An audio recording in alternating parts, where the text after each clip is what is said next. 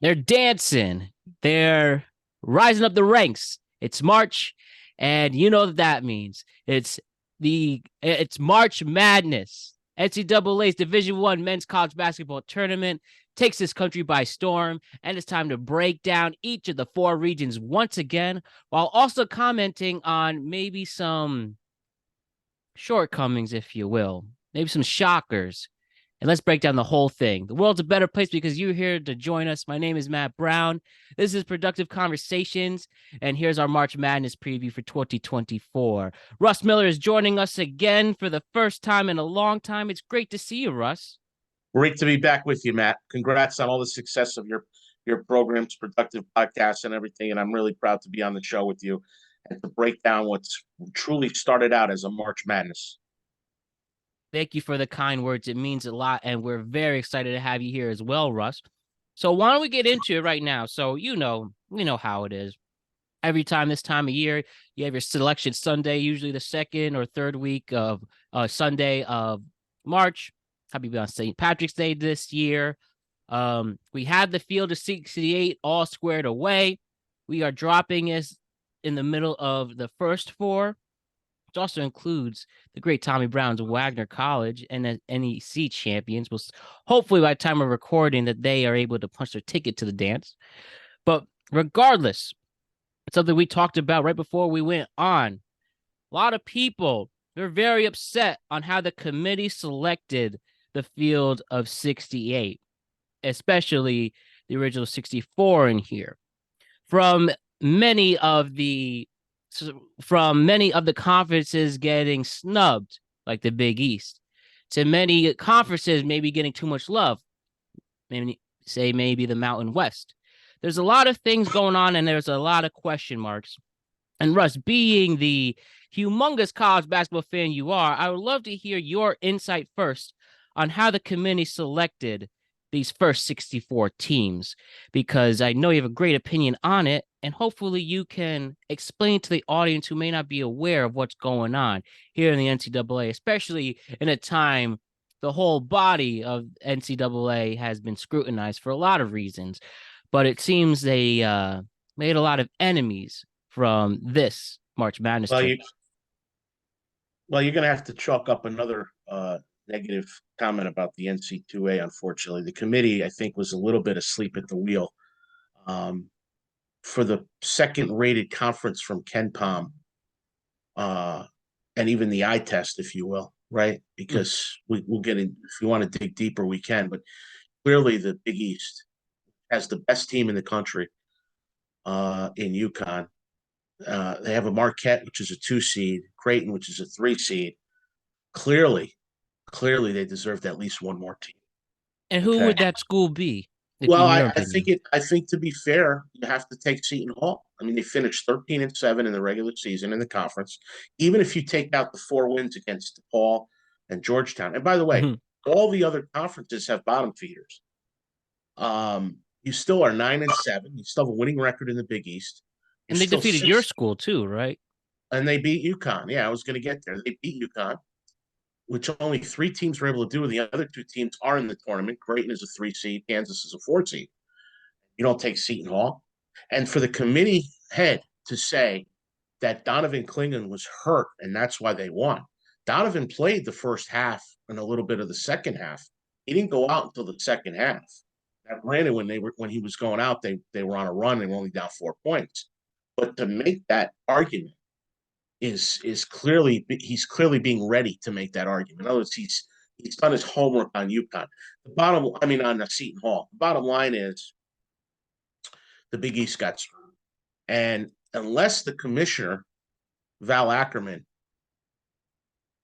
came out with a statement which is preposterous. I mean, I don't know if you saw it, whatever. She came out with a statement that was preposterous.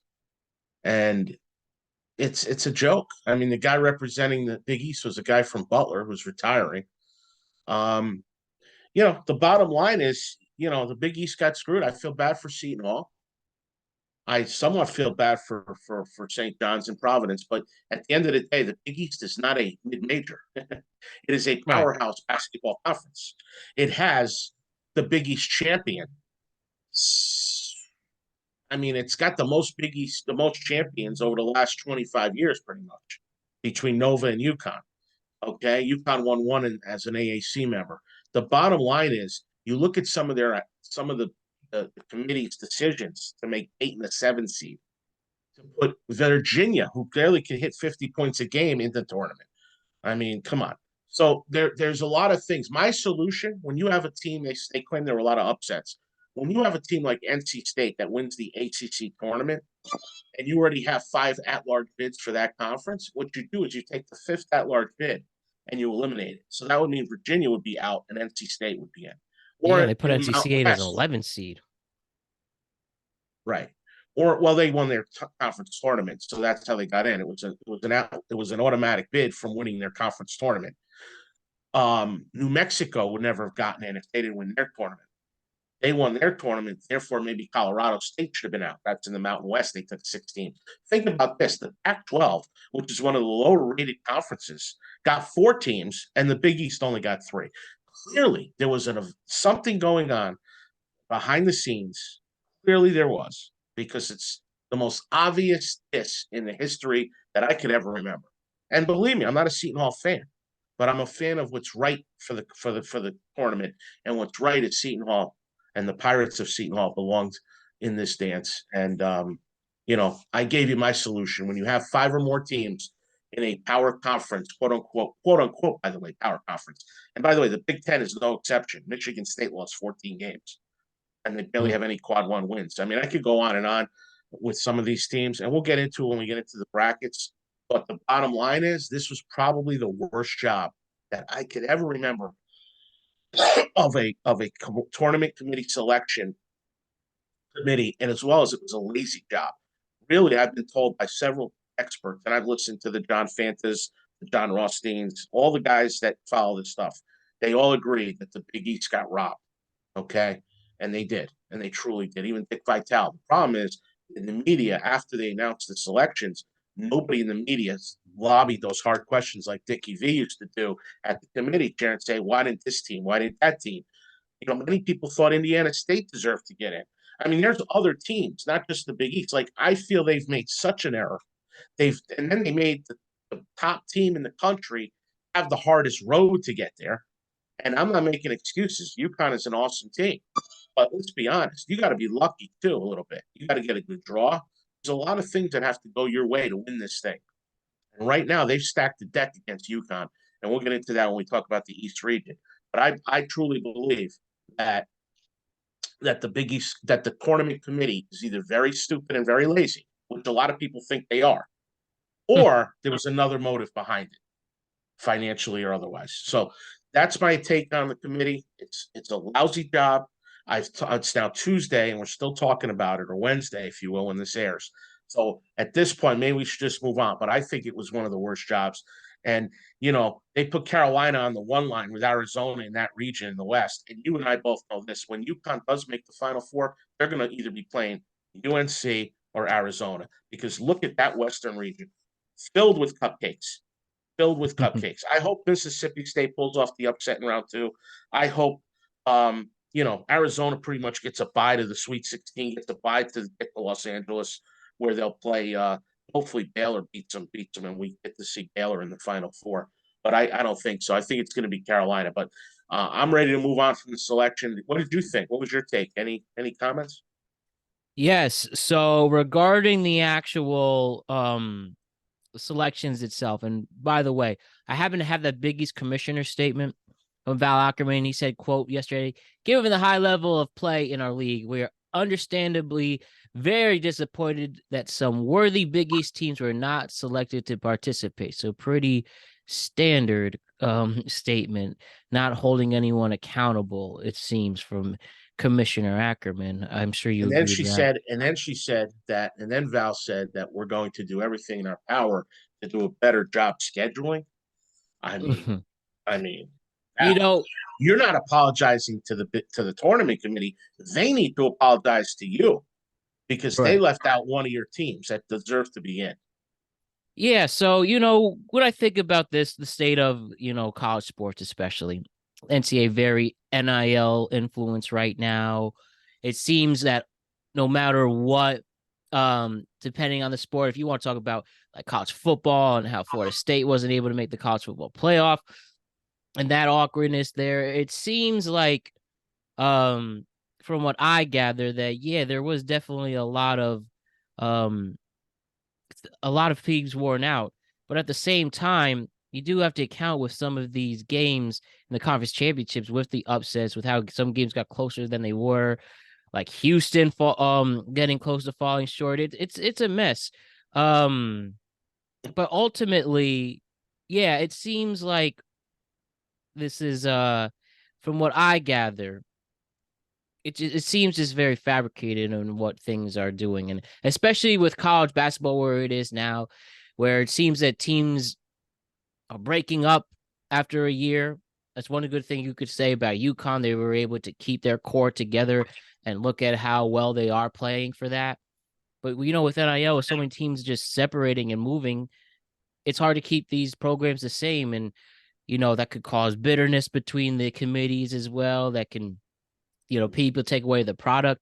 And when it's NBA draft time, a lot of these top players are now, competing with players from Europe or people who already went pro right away. So it's hard to find like that true big star in this realm unless you're a hardcore basketball fan. Maybe the casual college fan knows who like a Zach Edey is in Purdue. Well, that's really it. There's no like real big stars, real big teams unless you're with that core. So yeah, I do think there's something to that. And maybe they're trying to make these Cinderella stories possible. Um, I don't know, but it is very interesting, I will say. Well, there was a time a few years ago where everybody said, these guys should get paid. Mhm. These players should get paid. And I think that when you look at it, Matt, now that they're getting paid, right now they're saying, well, let's do it this way or let's do it that way. And a lot of There's money nothing. too. They're getting paid a lot of money, yeah. But do they deserve it? I mean, they're bringing in a lot of money for the schools and for the basketball, and the schools are able to raise the money. It's not like the institutions are raising tuition because they have to pay the players. These Right. schools have what's called collectives, and they're able to pay the players. Um, there could be something to that though with the Big East because they're not a football school, and if you notice, a lot of the football conferences got more bids, so there definitely is something to the money aspect of why the Big East only got 3 teams. There's no doubt about it. But should we break down the regions by? Should we move forward into the regions, Maddie? Yes, let's do that. And I'm sure it will branch out to some other conversations here. Looking forward And to it. it's going to be a great time. So let's do it. Let us begin with the East region. Some of the teams to highlight here, especially a lot of people have noted that this is definitely the most difficult region, if you will, in terms of star power. As you mentioned, first we have the national champion in UConn. We have a San Diego State who actually made the championship game last season. We had FAU who was in the Final Four last season. Um, Also here we have a talented Iowa State team. We have conference champion in UAB, um, Auburn, an SEC champion. Very interesting teams to say you will. So I have a bracket in front of me, and I have the one I filled out. Personally, the one I did this year, and I really did. I looked at the spreads and I made my decisions on who's coming out, and I also did a count on for the upsets here. Like I really thought about upsets. So the teams I will say that impressed me here is UConn. I think as long as everything goes in their direction, UConn should have a pretty easy road to the championship. As they did last year, they blew out teams the entire run. However, as teams have gotten better, some teams have been studying and watching film on this. It'd be interesting to see who can make. It's pretty much breaking this region on who can actually take down UConn. I think that's fair to say, right? I think that UConn will have their hands full. I mean, they're going to open up with Stetson. That's an easy win. I mean, that's a game you could pretty much pencil in a W. All right. But after that win, you can make an argument for Florida Atlantic. You can make an argument for Auburn or San Diego State in the second in the Sweet 16, and in the final eight, Illinois or Iowa State. This team will not. As a 4 seed last year, I had more confidence because I didn't wasn't too concerned about the teams they're playing. This teams they're playing, I think are excellent teams, and I think I don't think it's going to be an average of 20 points. I think they won every game last year in the whole 6 games. I don't think it's going to be as dominant. And I say that out of respect to the other teams, but also, 31-3, you're kind of due for one egg, laying an egg at some point in the next 4 games. Hopefully, Right. the egg isn't so bad that it causes them to be eliminated. But if they are able to get to the Final Four, which will be the first time in program history that they've gone to back Final Fours. I think if they're able to get there, I think they're going to further excel, and I think they're going to really do well at the Final Four. So I'm from the school of, you know what, let's go get them. But I think you're going to see one or possibly two closer games for them in the first four, assuming they win all 4 games. I don't assume anything. I do think the emergence of Jalen Stewart at the Big East tournament will help the rotation. They'll now be able to go eight guys deep. I think their starting 5 this year is better than it was last year overall. And I think, having Samson Johnson emerge, it seems like every player under this coaching staff and Coach Hurley has developed better than they were last year. The only player that hasn't really gone up leaps and bounds like all the others is Alex Caravan, who they now have Jalen Stewart behind them. So I think UConn is a prohibitive favorite. I think they're too much of a prohibitive favorite, of course. I'm going to say that. I know everybody and their mother's picking UConn. So, hopefully the public's right. I mean, they are the chalk, if you will. I wouldn't call them secretariat yet. I mean, if they were to win the first 4 games by at least 10 points each, and they dominated and the games were never in doubt from start to finish, then you could start putting them in elite company amongst teams. But as far as UConn's program goes, probably the best 2-year run in the history of UConn. And it goes back since Jim Calhoun back in the late 80s.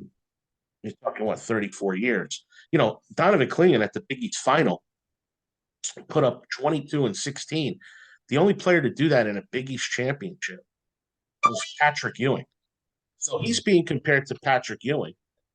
Dan Hurley is the first coach besides Patrick Ewing, actually, to win a Big East championship as a player when he won it with Seton Hall with PJ, and then as a coach now with Connecticut. He's a phenomenal coach. He's going to prepare his team. They're going to be ready to play, and they deserve the recognition and the respect. I don't know if they're getting too much of it, but hopefully, I know this: they're not reading the press clippings. Come Friday, they'll be ready. Come Sunday against FAU, probably. I think they're going to be playing FAU, but you never know.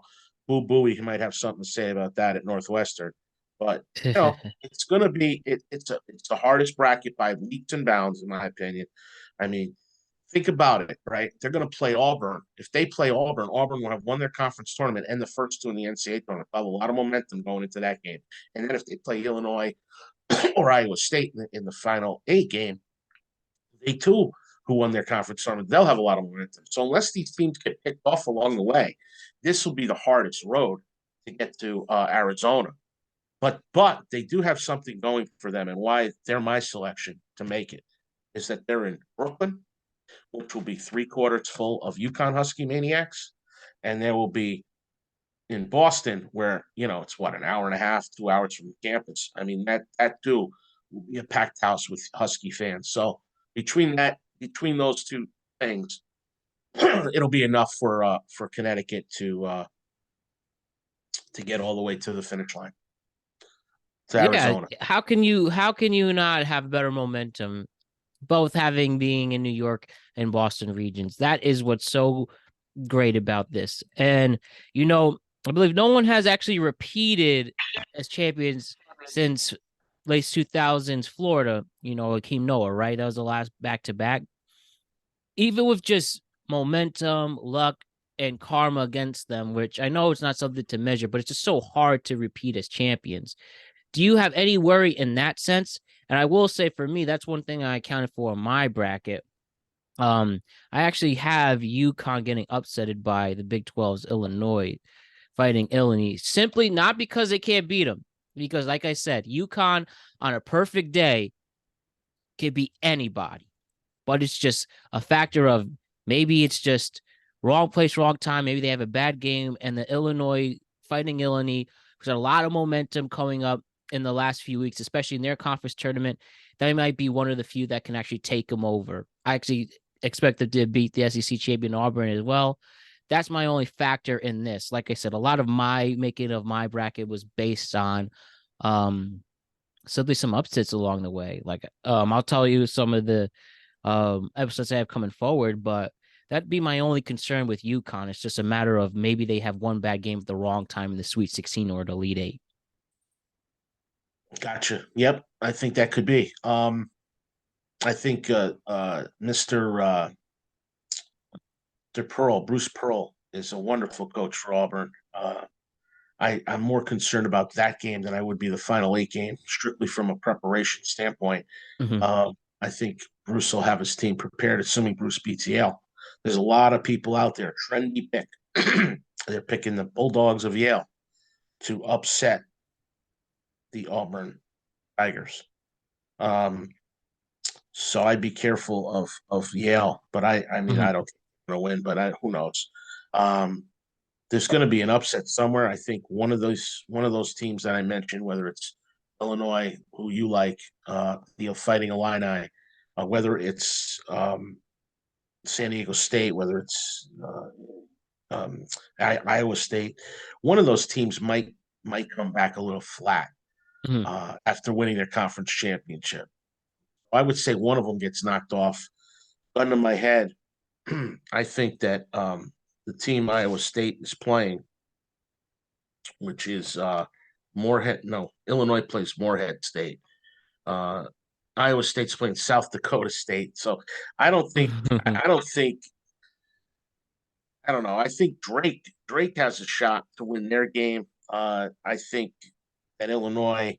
I actually have UConn beating Illinois. So your pick of Illinois over Auburn is interesting. Obviously, you have Auburn beating UConn, which again, it'll shock the country, but it won't.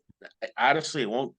It'll surprise me because I know we have played poorly that game. Yeah, If we play, bottom line is if we bring our A game, if UConn brings its A game, they'll be in Arizona. They're going to have the fans behind them, which is definitely going to help them.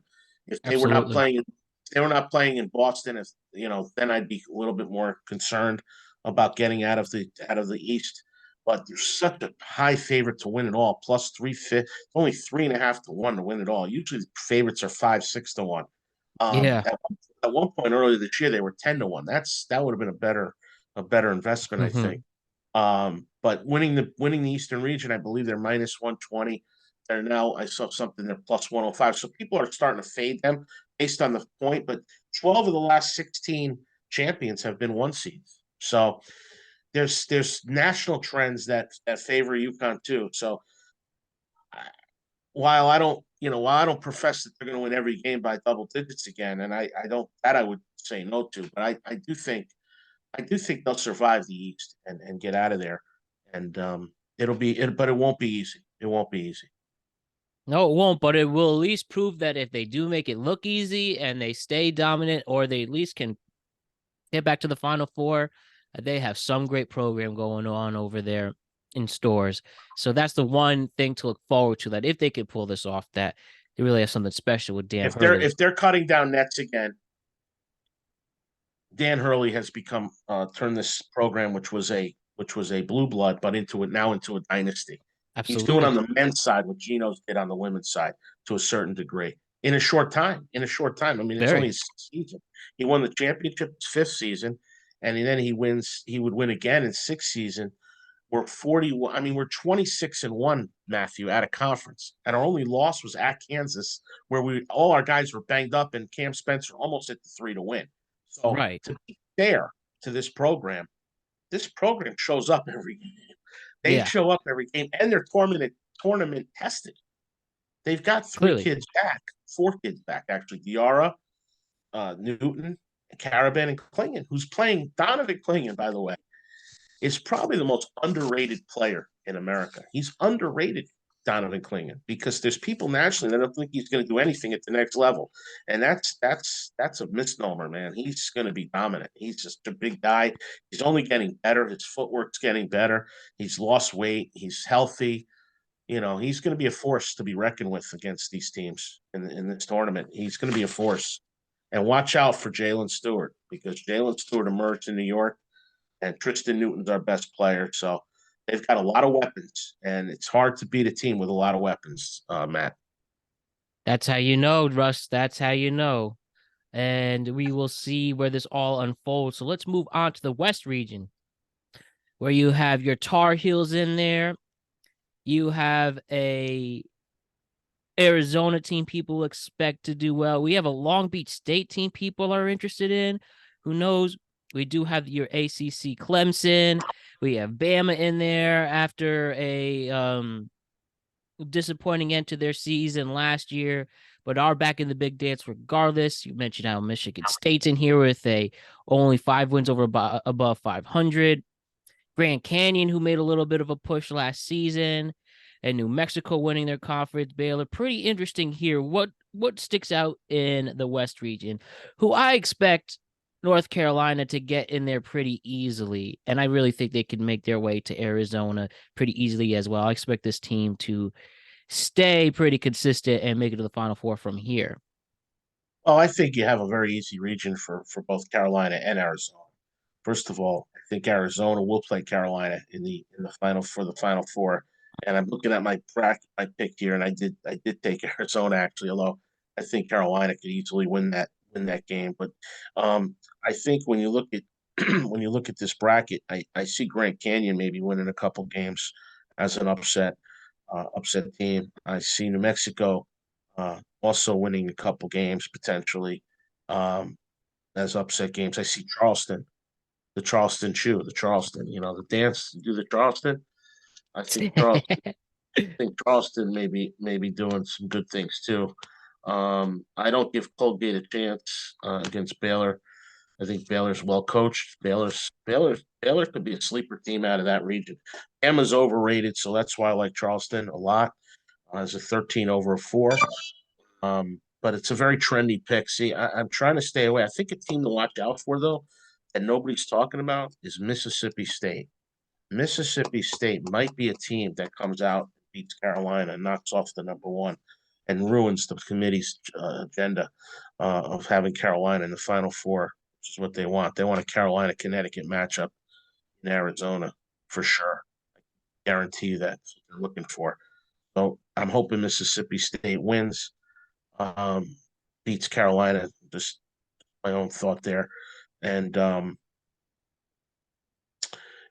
it'll be interesting if Mississippi State plays Baylor, for example. Something like that happens where a team from the other side makes a run, not Arizona. Maybe it's maybe it's New Mexico stays hot. Yeah, we have But seen a lot of teams definitely this not whole going to be season. Dayton. I'll tell you, if I could pick a lock in that game for the first round, I think Nevada crushes Dayton in that first Ooh. game. I really do. Yeah, the 10 seed over the 7. I'm not even sure who's favored in that game, but I think Nevada crushes Dayton. I think Long Beach State gets it handed to them. How about that? The coach gets fired on Monday and makes the tournament by the end of the week. Did you hear about that one? I did see Don that, and that Munson. was one thing that was discussed, and also I believe have some ties with um which program with some ties, but regardless though, yeah, he's making his last hoorah. I think he was around for like 17 seasons. They're looking to go in the right direction, but hey, that team must have some heart in them to fight all the way to this point, and maybe they can make a push with Dan Arizona. Munson. Dan I, Munson, the 15th seed. Imagine if he beats Arizona. Oh man. hey man, I mean, maybe everybody's going to be rooting for teams like Long Beach State, teams like Grand Canyon, teams like Charleston. People like those stories. People like those Cinderella stories. So we'll see what happens. Who will be this year's Cinderella? There'll be at least one. So at least. last year it seemed like there were quite a few, to be honest. I All mean, the right. highest seed was UConn, and they were a 4 seed in the Final Four. I don't think that's going to happen this year. I think this year you're going to see a very chalky tournament, in my humble opinion. That's what I think. Yeah, we have Arizona at minus 20.5. Hey, maybe have at least Long Beach plus 20.5 going in this game and see where that leads for your parlays that are going to be thrown all over the place all week. At least I like that. What's the money line? Are they plus, plus 6,000? I mean, they 60 to 1 to win a game. I Ooh, mean, I could quickly let me see if I have I'm sure any the money odds for line, that. if you're gonna pick upset, you might as well go all the way. Go for the odds, put $10 down to win 600. You Right. Let me quickly see if I could pull that up. But regardless, though, in the next season, the South region, there's one school I am interested in seeing if they can make a Cinderella run. Um, so I don't have the money line odds for the moment, but why don't we move on for now? And I'll have the Okay. FanDuel app open anyways for the future in this. So let us look at what's So my next. team was Arizona, and you said you have Carolina coming out of there, or Baylor, or who'd you have I coming have out? Carolina coming out on this one. You have Carolina, and you have and you Fighting have Illini and for Illinois. Illinois. Okay. yeah. Okay. So this one though, Rush, I have right here in the South region, which includes Houston once again. We have a Wisconsin team that has impressed people. Duke at 4 right now. NC State, who's had a nice run. We have Kentucky and Florida here as well. Marquette, Yeah, who made a push. Very interesting region. I You know think what? after I think after the East, Matt, I think the South is probably the next toughest region. To be I think honest. so too. Yeah, I You know think they what? have a lot of good teams in there. A lot of good teams. I mean, Duke's a 4. Duke is Duke. I mean, they're still Duke. Although a lot of people are picking Vermont as an upset pick there. Ooh, gets from the I don't American I East don't like action. and James Madison may put it together to beat Wisconsin, right? Yeah, that's Um, actually one team I could see making it as far as the Sweet I heard one 16. broadcaster pick A&M to take down Houston, which means a 9 seed beats an 8 and then beats a 1, which would be something else. If they said if you're looking for that upset of the 1, it's in the second round. But see, UConn, you got to give the other team more time to prepare for Connecticut. And so anytime UConn wins the first game in their setting, to then come back 2 days later and lose, it's going to be hard for teams to beat them because of the lack of time to prepare for UConn. But back to the South region. On the other side, Marquette is going to be my pick. They're the 2 seed. I see them beating Western Kentucky. Then I see them beating Florida or Boise State. I'm probably Florida. And then on and then in the final 8 game, I have them beating Duke. Duke Marquette's going to be a good game. I have Marquette beating Duke. I'm assuming Tyler Kolek's going to play, and then I have Marquette squeaking by Houston. If you notice, my final 8, and we'll get into the overall picture, are all top seeds. There's no lower than 4th seed in any of my final 8 picks. That's what I meant about chalk. It's I just don't see it happening this year. Right. I think you really expect it to be the way it's supposed to be. I think it plays true to form for the most part. I think Oakland, believe it or not, and you're going to laugh. I think Oakland's going to give Kentucky fits.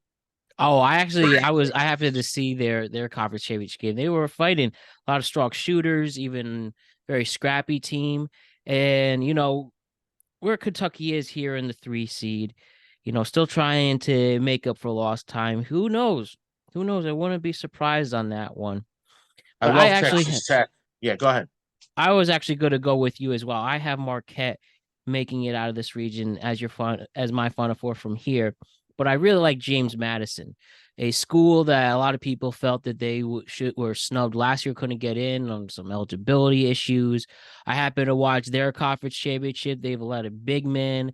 They have a lot of big men, a lot of perimeter shooters, very good at the free throws. I really see this team making. I don't want to go as bold as say St. Peter's run, but I wouldn't be surprised to see them, make it into the Sweet 16.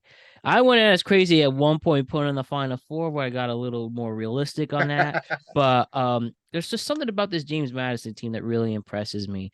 Well, they And started out very good in the Sun Belt. They started out very good, yeah, correct? absolutely, yeah. And that whole school and what they've been turning their athletic programs in. It's been very interesting, and a lot of for the help of NIL deals. It's I think we really got a real this mid-major school really trying to make an impact. I agree. So that's who I have really interesting in here. But yeah, regardless, I do see Big East's Marquette, who's been very impressive all season long, making it all the way to the Final Four. I think it's important Kolek plays. I think they have an excellent coach in Shaka Smart. He lives up to his name. He's one of the smartest coaches around. He's very good. He's in the top half of the conference for sure when it comes to coaching. So they have the jockey, they have the guard play with Kolek if he's healthy. They have some other options. Also, Igadora, also good Igadora, as Dutch Johnson says. So Indeed. Now, why don't we look at the just Midwestern? before we go on about the South, do you give Kentucky any chance or no? A lot of trendy picks are picking Kentucky. I think Kentucky can make it at least to the Sweet 16, but I have seen some concerns them blowing leads throughout the season. I've seen them be a little inconsistent compared to other Kentucky teams in this new era they have post Calipari. So I think they could at least take care of business where they should, but I don't see them going as far as Sweet 16. And they have a great offense. They're very proficient on offense, but Right. their defense is lacking. Sounds like an NBA team right there, Russ. Most of them will be probably heading there next year. They're the king of the one and dones. So let's go to the Midwest, and the Midwest is a very interesting region led Yes. by Purdue. Purdue's the 1 seed, Tennessee's the 2. Creighton, my selection of Creighton is the 3. Kansas is the 4. Purdue has to get over the hump, much like UConn had to last year. Remember when UConn lost their first round game? They didn't lose as a 1 seed the year before, but Purdue's got big stress on their shoulder, big monkeys, big. They got to get the monkey off their back. They got to win that. They got to win that first game against Montana State, and they will win that first game, and they will wind up making it to the final 8. And I think they lose to Creighton. But I do like Purdue to win some games here. Edie is one of the top players for them, and they're expected to win games here at least. So, Kansas I think is an overrated 4th seed. They've had some injuries. They haven't played. I think Samford is a very popular upset pick in the first round there. Gonzaga, who didn't even win their conference, I don't believe. I believe St. Mary's did. I think that's right. St. Mary's did. McNeese is a very popular selection right now to beat Gonzaga. Yeah, I picked them. TCU, Utah State, they have some players. One of those teams is going to that Purdue second game on Sunday in Indianapolis. That Purdue game against Utah State or TCU. Mark my words right now. That's going to be their survival game. They're gonna win a very close game. Purdue. They could even lose it. Yeah. I actually expect Purdue to make a little bit of a run, similar to Virginia when they lost to a 16 seed the year prior. Now, I don't expect them to take it the whole way, and I do think this team isn't really much without Zach Edey. He clearly is the glue. He will be the reason why they make any type of run, but I do think the senior will help make this team, who does mesh well, again, with Edey on the floor, but from there, they will be able to make a run. But I also really like TCU coming out of here and make a push. Kansas has been impressed in South Carolina as well. Oregon, who made a big impact in the Pac-12. But I do think that they'll fall short. But ultimately, I see it going to the Elite Eight as well with Creighton and Purdue, with Purdue going over to make it to the Final Four. I think they're going to have a very similar situation like Virginia did a few years ago. So you got Purdue playing Marquette. You got Illinois playing Carolina. Illinois versus North Carolina, yes. Interesting Final Four. You have a 2 in Marquette, a 1 in Purdue, a 3 in Illinois, and a 1 in Carolina. Meanwhile, my Final Four has Marquette, a 2, Creighton, a 3. It's called the Big East Invitational. UConn a 1 seed, and also Arizona a 2 seed. So I have a one, a two, two twos, and a one, two twos, and a three. Um, who's your champion? Who beats who for your national champion? I have the University of North Carolina taking on Creighton, with UNC being back in the spotlight. No, this program, whatever has ever since Roy Williams left, has made an impact. They literally ended Coach K's career. They've kept most of the core the same. They're very well coached. They play a lot of perimeter basketball, a lot of plays going in, very disciplined. And I Who'd really you have? think Who'd you have North Carolina beating? I had North Carolina be in the. I had them beating Creighton in the final. Oh, okay. So you telling me you had Purdue in the Final Four? Oh, sorry, excuse me. Marquette. Oh, about that. Yes, I meant Marquette. I had Marquette Okay. versus. I had, excuse me. Yes, Carolina versus Marquette. And you got right. Carolina. The other Big East in You got this. Carolina winning, and I of course have UConn winning, which is no surprise to you, I'm sure. No surprise to some of your listeners who know I am a Husky fan, and I Hey, keep obviously that pride, and it's realistic I'm too. not gonna pick against them. I did have them last year too, but again, that's I always pick with my heart. But I do think that of all the teams that we're talking about, Marquette, Creighton, Purdue, UConn, Illinois, Arizona, Carolina, I think the champion of this tournament will come out of those teams. I don't see a team coming on and running the table here as a sleeper team to make it. So I definitely think it's going to be one of the top couple seeds in this year's tournament. Yes, as I do too. Even though I saw a lot of it, even though I am very confident in some of these upsets, but I do ultimately still see the top teams making a push. And I really like what the Tar Heels are doing representing the SEC. So we'll ultimately see where that ACC. unfolds. Sorry, the ACC. Um, it'd be nice if we could see a UConn and Tar Heels Final Four. But I'm just Very worried possible, about, right? Very yeah. possible. If it plays true to form, you got Carolina playing UConn, and you got Purdue playing Houston. Oh man, wouldn't that be That's what something? And the all NCAA one. wants. I mean, they want that, but I don't think has it ever happened where all four 1 seeds are in the Final Four? I remember it happened about 10 years ago when I was in. It was either, I think it was in eighth grade the last time that happened, off the top of my head. Uh, Because I remember that specifically. Let me Google, when was the last all 1 seed Final Four, and the answer to that is 2008, when you had North Carolina, the Tyler Hansborough, UCLA, Memphis, and Kansas that year. And Kansas beat Memphis in overtime for the championship game. What Bill a Self, throwback that. Bill Self, Bill Self.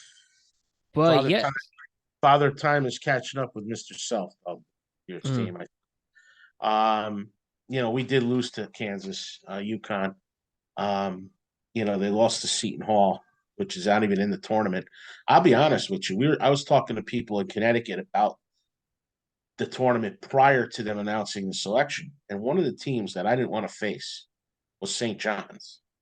And the reason why is if you look at UConn, how they played against teams, that guy knew what he was doing against us. Patino. He knew that was a close game. I mean, the score wound up being 95-90. He scored Right. 90 points. Listen, you got to give Fatina credit. See, the key for UConn is clinging. He cannot get in foul trouble. If he doesn't get in foul trouble, they're not losing. I'll tell you that right now. That's my biggest thing. As long as he's on the court and they don't get in foul trouble, they're not going to lose on a neutral court to anybody. So that's what I think. It'll be interesting to see the second game after they beat Stetson by 30 or 40 points. I mean, that should be a cake. If you want to go over the first round games a little bit real quick, if we have some time, just to go over some predictions, I could give you my selection as far as Tell me really quick what you're feeling, Russ. Tell me what's really sticking out for you, well, especially for when people who want. I'm looking for a live. Let's be honest. It's easy to pick chalk, right? It's easy to say, all right, they're going to win. They should win, no problem. they're the better team, right? But when you try to pick an underdog, you got to look for someone. I do think Wagner may give trouble tonight Howard. to Howard. I think Wagner has a shot tonight to upset. It's a small upset over Howard, 2.5 points. Colorado State, I think, beats Virginia. I'm not sure Virginia's capable of scoring more than 50 points. I like Colorado State in that game. Rambling State. How about Grambling State? Congrats to them. First time, getting in. Grambling State. I like Grambling State. Plus You know who I 4. really like? Obviously, I I like talk about Boise State. And I like Boise State. Plus 2.5. So the only favorite I see winning in the first 4 is Colorado State. And then in the first round, I like McNeese plus 6.5. I like Mississippi State over Michigan State, how believe it about or not. Grand Canyon State. I like them. They made a little bit of a push last year, only getting better Grand mid. Canyon's only getting 5 points against St. Mary's. That's a trap. I like Grand Canyon to win that game. Excellent. Great minds think alike there. Charleston Chew plus 9.5 against Alabama. I like Charleston in that game. Hmm. I like the Blazers of UAB plus 6.5 over San Diego State. Listen, if they lose, don't come call me saying, what did I do? Right. Northwestern, Northwestern plus 2.5 is a good play as well with Boo Booey. And then on the favorite side, so those are the dogs. St. Peter's is getting almost 20 points against Tennessee. I kind of like St. Peter's to keep that one close. Samford against Kansas. I like Samford. Um, I like Oakland plus the points against Kentucky. If you notice, there's a trend right there. Those are all good dogs, right? You got a lot of underdogs. There was one year where if you took all the underdogs in the first round, you would have made a ton of money. Straight Oh, up. Straight up. So just keep that in mind as you make your picks. If you make your if you look at all these games, the favorites though, I think UConn should have no problem with Stetson. I think Arizona should have no problem with Long Beach State. Um, those are the big spreads, right? 26.5. UConn's favored by 26.5 and points. that Long Beach 20.5 spread. I That really seems like like it it. might be high, but it's really, I'm telling you, they're going to be at stadium like Boston they're playing. Um, Actually, Arizona's playing in Omaha, Nebraska, I think, right? Uh, Yes. yeah, so I think that one might be tough for that spread might be a little too inflated. Let's see, Tennessee against St. Peter's. Where are they playing that game? Do you have the sites there? St. Peter's is playing Tennessee and Charlotte. Okay, yeah, that's a neutral site. I mean, Western Kentucky Marquette. Where's that game? It's another big spread. Western Kentucky and Marquette. They are playing Indianapolis. Yeah, so I mean, it's going to be interesting, Matt. Let the fun begin. We'll get off of who didn't make it and who's in it now. We'll get off that soapbox, if you will. I mean, Right. it usually I say, oh, this team got screwed and move on, but I just think the Big East could be in trouble. There might be other agendas at play there in regards to why the Big East got hammered, got screwed up by the committee this year. There might be more in play than we think. And that's what I'd be careful if I was a Big East member right now on the basketball side. Very careful about that. Hey, the best thing they can do is those three teams make a deep run. At least if they could be three of the Elite Eight, it can show what we were missing. So, um, Like for the other, The Big Ten. I mean, besides Purdue, right? Everybody's high on Purdue. They lost last year in the first round. yeah, Name a Big Ten school that's really done well in the last 20 years. You can't. That's nope, had a not in basketball. You can't. Now you picked Illinois. It'd be interesting. I mean, I personally I think I'd rather play Illinois than Iowa State if I'm a UConn guy, but I know we're going to be playing one of those two teams. Just know it. Hey, I'll take the emotional hedge on this one because I do want to see UConn make a big push. I'm just going off the history. Like I said, it's hard to repeat, especially in this tournament.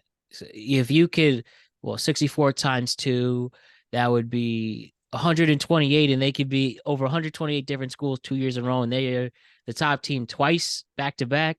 That's saying something, and I want to be surprised, and I hope, but I want to be surprised, and I hope that that's the case. So Oh, it would also regard, mean going 12-0. in the last 12 NCAA tournament games, which is incredible. 12 wins in a row.